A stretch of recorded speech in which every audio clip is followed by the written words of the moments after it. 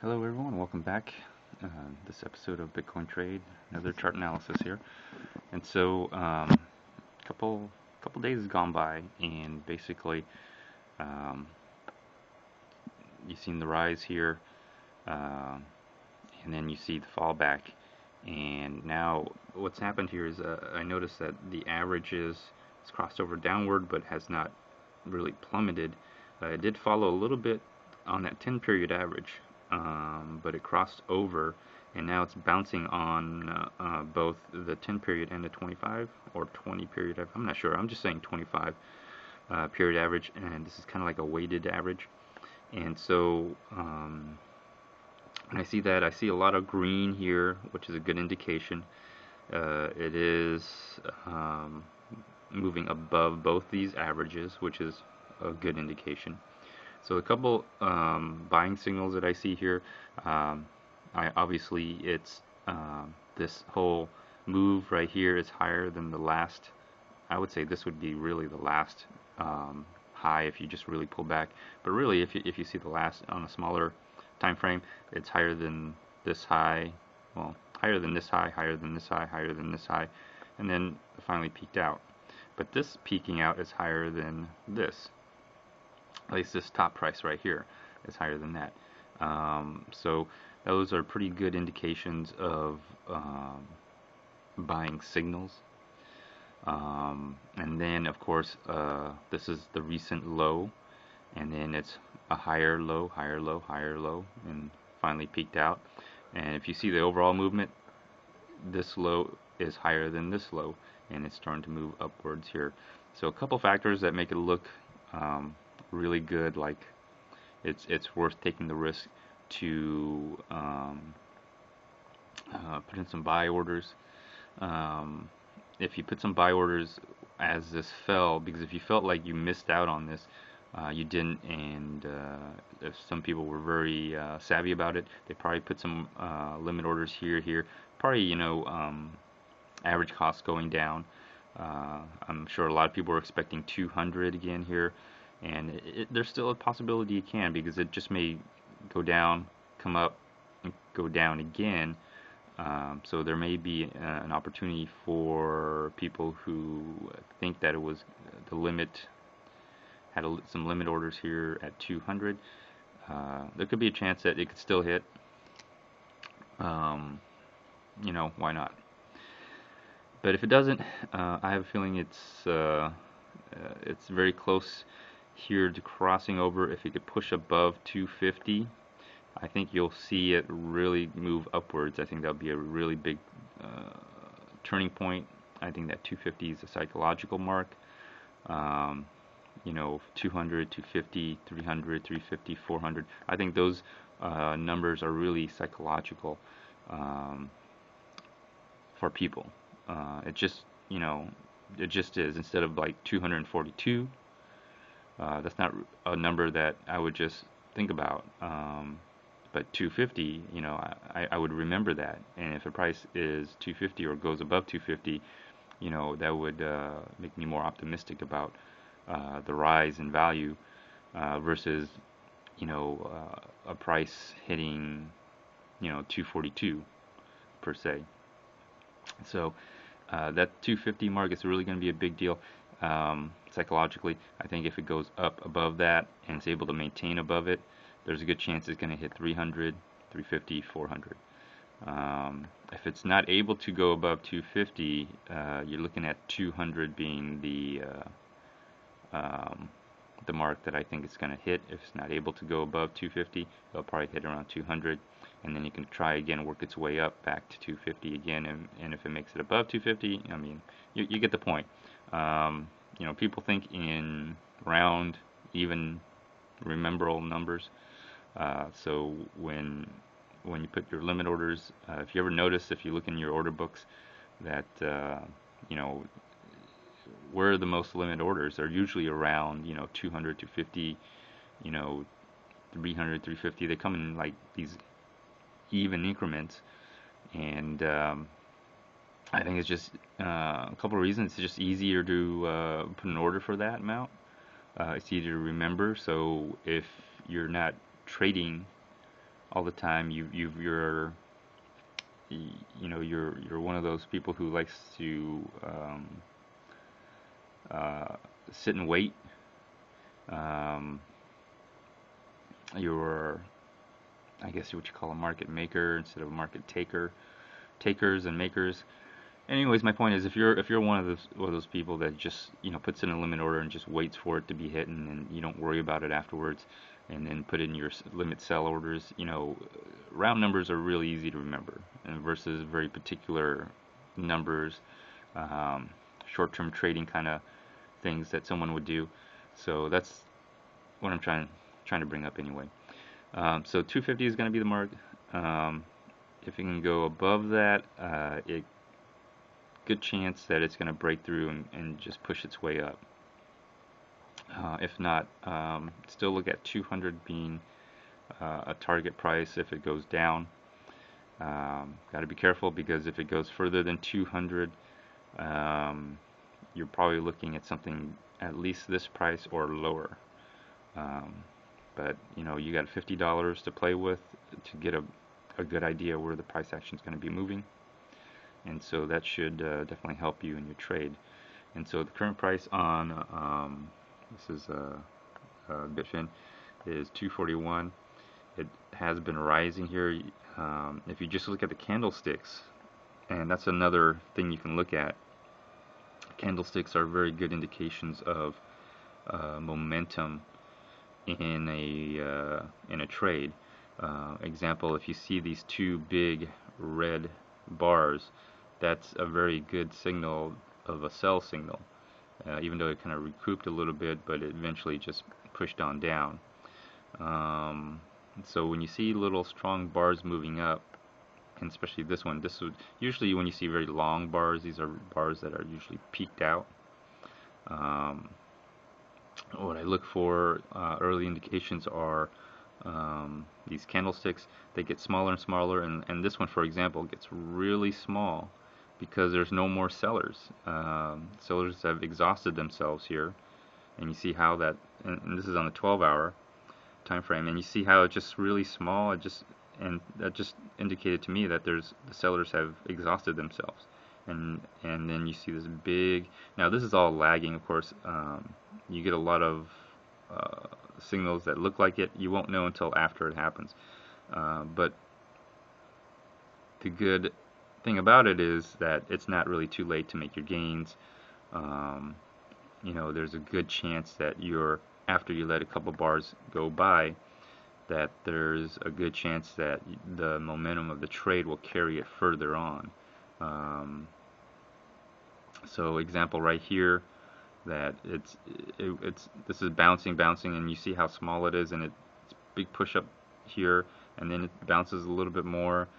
Well, this kind of would have been a great chance, that a risk worth taking on the buy side.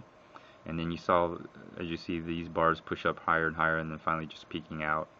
When you see large bars, that's usually an indication of a peak out, so it just pushes out forward.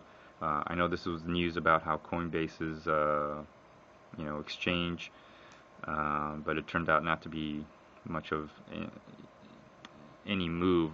I think it's just a combination of timing and that's just the way the chart analysis kind of worked out. So when I see these candlesticks, another thing you can use is candlesticks is you can read into it. It's more of an art than a science. So there's nothing scientific about what I'm doing here. It's just more of experience. Like I said, it's more of an art than anything else. And so I see these two not large, but pretty strong, solid candlesticks. And I see it here just sitting around, and it's kind of just thinking about it, but it's above these two averages, which makes it a really strong indication that there's a good chance of moving up. And then of course, as you look at the MACD, you'll notice that this is the push momentum going down here, and then you'll see that the momentum reversing. So the downward momentum is waning off, and it waned off right about this time frame, right around here, and then it started momentum started going back up, peaking out right about here. And what's interesting is that even though this momentum waned off and came back down, it didn't make it a lower low. You see that? It's a higher low. And now you kind of see it waning, the downward momentum waning off, and then now you're starting to see a little green bar here. And so we'll see if that green bar pushes that momentum upward any further. Even a little bit would help, just to push it up 250. And I think there's a good chance that it'll break through 250, depending on how strong this momentum. And even if it's not that strong, if it can maintain a upward momentum, it can really push beyond 250, 300, and 350, perhaps even 400. So let me see an example. Would like you see this example right here, where this is on the downside momentum, but you see that it's not very big in the bars, but it's just continuously on a downward momentum, and you can see the price from here to here just move. Even though there was a slight up momentum here, it didn't really move that much. So the opposite can be true when the momentum is going upwards, when the trend is going up, where you can have a small bit of green, but really have a good trending going up, and then have the downward momentum show up, but not move down that much. And so it's possible you may not have something like this show up again, or you could, but it's possible to have a very small series of upward momentums with a few downward momentums, but the pricing itself will not move down that much. So it's something you can watch out for. And I guess we'll take a look at the RSI. I know I said I don't use these too much, and I kind of don't. But recently, because we're in a point where the momentum is peaked out, going down, and it's starting to go. It wants to go back up, but it's not sure. And so, finding the direction of a trend is kind of important, because most of last year it's been trending downwards. So the way to trade it was kind of really simple. The strategy was the same. Maybe how I employed it was different. But now, if I employ the same strategy on an upward momentum, on an upward trend, it's probably not going to work out as well for me. So I have to recognize if the trend is going to continue downward, or if the trend is starting to move, or if it's ranging. I mean, and there's different ways you can trade on that, but the important thing is you have to understand, or have to know, is the trend down, or is the trend up, or is the trend range?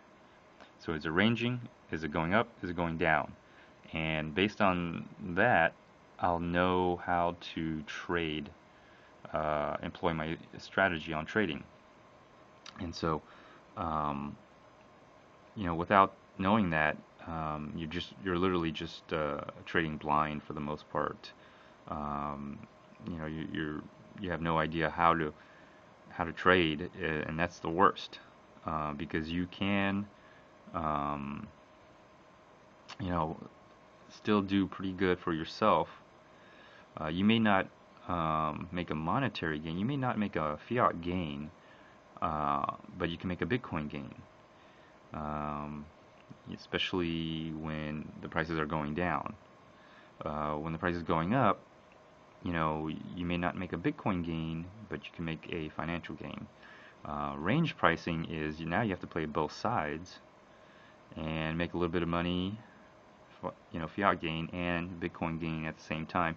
So there's a lot of opportunities where you can always make a gain for yourself, but you have to recognize and realize how is it trending in order to capitalize on a lot of those movements in price. So that's what I'm trying to get at. I'm sorry if I long-winded that, but let's take a look at the RSI now and see what's happening. And so the RSI is again another indication of momentum, and you can see this obviously bottomed out here, but look at the price difference from this bottom out and this bottom out. It doesn't look like a lot here on the RSI, but if you look on the price, it's a huge difference from here, like here to here is not that much of a difference, but for some reason here to here is a huge difference in price. And so the RSI is not really a good indication of where how the price is. Well, how can I say this? I guess it's not a good indication of price. It's a good indication of momentum. And when I see a series of these are momentum going downwards. Now, if you notice that it never passed beyond 50, and usually indications of the momentum is based on whether it's below 50 or above 50. So as you can see here, most of the time right here, all this time, it's never really crossed above 50 until you got right around here. Now the momentum seems to be shifting upwards. And so, and again, it never, it did go below 50, but it seems like it's rising above back to 50 now. And so, if it continues to do that, you could have an upward movement. And like I said, if you look at this, you can see that there's not a lot in these movements on the RSI, but if you look at the price chart, it can be a huge big difference in price. And that can be the same going on the up movement, where you'll see it come down here and move back up, come down here and move back up, and it doesn't look like much on the RSI, but on the price it's huge. It could be a great difference. So here's another indicator that you can look at, and hopefully that will help your analysis here and your trade. It looks like it's never gone below, and my point is it doesn't look like it's going to be heading back down to this 30 area or below 50 in this range on the RSI, indicating that it'll stay above it, and then that's just an upward momentum. So anyways, I hope this helps. There's really not much on the news that I want to talk about. A lot of what I'm doing now is I'm just trading. A lot of what I'm doing is trading. Taking a break from traveling. Traveling is very exhausting. But at the same time, as I travel, it is important that for me to make sure that Bitcoin is available to anyone and everyone. And from time to time, you may have to travel out there and go out into the world and basically spread the seeds, right? And you gotta cast out your seeds out there, and a lot of them, harvesting is a risk in what you do. Not all the seeds actually produce anything. Some don't even grow at all. Some do wonderful. So if you know anything about how to trade, the interesting about Bitcoin is that harvesting is considered a part of Bitcoin trading.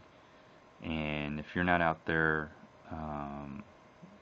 basically laying down the foundation to build this new world, then you're not really doing much. You got to go out there from time to time, not all the time, but from time to time, and you got to cast those seeds out there, and you got to build that foundation. And when the time comes to harvest, you'll know when to harvest. And it's all a part of the Bitcoin trade. So anyways, I hope this helps. Feel free to comment, like, dislike, even do a video response. Until next time, stay tuned.